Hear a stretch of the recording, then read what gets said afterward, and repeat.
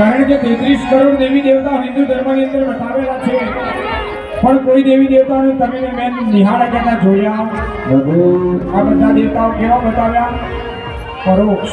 તમે હું જોઈ શકતા નથી, પણ આ સૃષ્ટિમાં આપણું આગમન કરાવી આપણા માતા પિતા સાથે આપણે રહી શકીએ છીએ. જેવા માતા પિતાને હું માનું ત્યાં સુધી બધા કદાચ માતા પિતા હશે તો વંદન કરીને જ આવ્યા હશે, અને કદાચ ન કર્યા હોય તો જેના હયાત માતા પિતા હોય ઘરે જાઓ ત્યારે પાણી પછી બીજો પણ માતા પિતાના આશીર્વાદ લેજો, ત્યારે મા ભોળાની કૃપા થશે.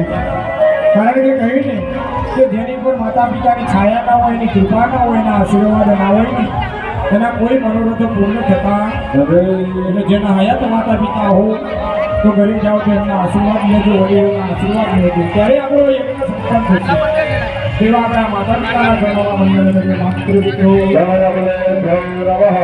અહીંયામાં પરિવારની આંગળી વધારેલા દરેક વિદ્વાન બ્રાહ્મણો માં ભગવાનની કૃપાથી અહીંયા કોઈ બ્રાહ્મણ ભણાવ્યો બધા પોતપોતાની રીતે હોશિયાર છે. તો અહીંયા આવેલા બ્રાહ્મણોના ચરણોમાં વંદન કરું છું.